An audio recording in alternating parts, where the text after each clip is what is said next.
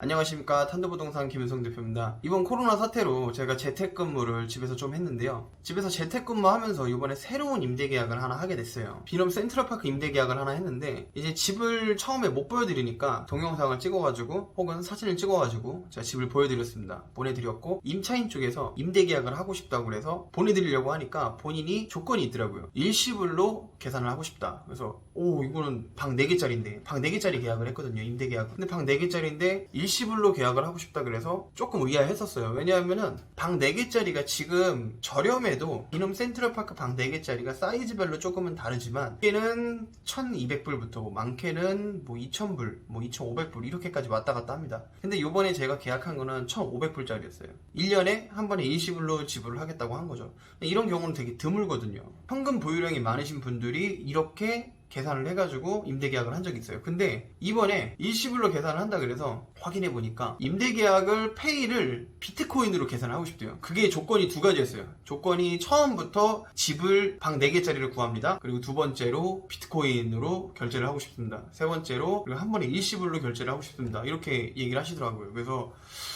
이러면은 이 세 가지 조건을 만족해가지고 찾아드리는 게 그렇게 쉽진 않겠다. 근데 막상 또 찾아보니까 꽤 많은 분들이 비트코인도 하시고 임대계약을 비트코인으로 하시는 거를 또 원하시는 분들이 계셨어요. 그러니까 저도 이번에 좀 느꼈지만 가상화폐라는 게 한번 붐이 일어났었잖아요. 2017년도 18년도 사이 때. 그리고 한번 쭉 꼬꾸라지고 다시 이번에 또 한 번의 붐이 일어났었단 말이에요. 그러면서 가상화폐로 돈을 버신 분들이 있었고 가상화폐를 수단으로 이용하시는 분들이 조금씩 생겼습니다. 비트코인을 얼마로 계산을 했냐면 비트코인이 가격이라는 게 가상화폐 가격이라는 게 매번 왔다 갔다 하거든요. 진짜 초마다 왔다 갔다 해요. 근데 이거를 요번에 임대계약을 하면서 느낀 건데 저는 그렇게 생각을 했어요. 만약에 일시불로 지급을 안 하게 되면은 좀 어려운데 왜냐면 비트코인 가격이 계속 왔다 갔다 하니까. 그래서 임대료를 받는 사람한테도 그렇고 지불하는 사람한테도 그렇고 가격 변동이 심하기 때문에 좀 어려울 거라 생각을 했는데 다행히 일시불로 계산을 한다고 하셔가지고 좀 괜찮았어요. 그래서 총 얼마를 계산했냐면 총 0.4 비트코인으로 결제를 했어요. 0.1 비트코인은 보증금으로 계산을 한 거고요. 0.3 비트코인은 월세, 1년치 월세를 한 번에 지불하는 조건으로 계산을 한 거예요. 그래서 총 0.4개의 비트코인으로 결제를 했는데 저는 이번에 이 임대계약을 하면서 굉장히 신기했었어요. 왜냐하면은 저도 처음이었거든요. 비트코인으로 매매 계약하는 경우도 있었지만 임대계약을 비트코인으로 한다? 뭔가 센세이션한 그런 일이었어요. 그래서 이 가상화폐에 대해서도 요즘은 좀 공부를 하는 게 좋겠다라는 생각을 많이 하게 되더라고요. 왜냐하면은 사실 비트코인으로 임대계약을 한 거는 이번이 처음이지만 실제로 비트코인으로 임대계약을 할 수 있냐고 여쭤보시는 분들이 어느 정도 있으세요. 실제로 뭐 조금 있는 것도 아니고 제 고객의 한 30% 정도는 30% 정도는 비트코인으로 결제를 하고 싶다고 그런 얘기를 한 적이 있어요.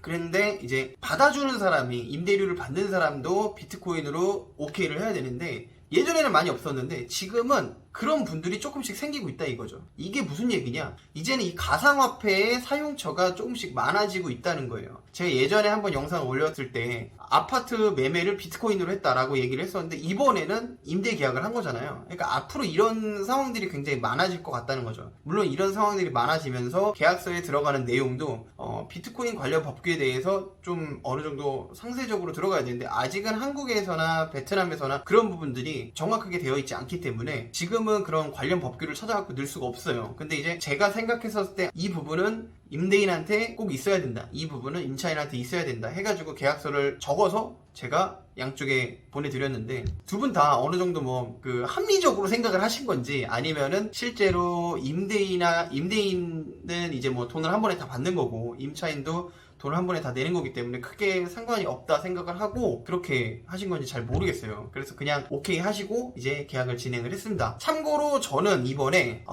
부동산 수수료를 비트코인으로 받아봤습니다. 부동산 수수료를 비트코인으로 받아봤고 이쪽에 대해서 계속 공부를 하고 있으면서 이것도 수수료를 비트코인으로 한번 받아보는 것도 나쁘지 않겠다 싶어가지고 비트코인을 한번 받아봤습니다. 이번 영상에서 말씀드리고 싶은 포인트는 뭐냐? 가상화폐가 앞으로 쓰이는 사용처가 굉장히 많아질 수가 있다. 그렇기 때문에 가상화폐를 공부를 해야 된다라는 것입니다.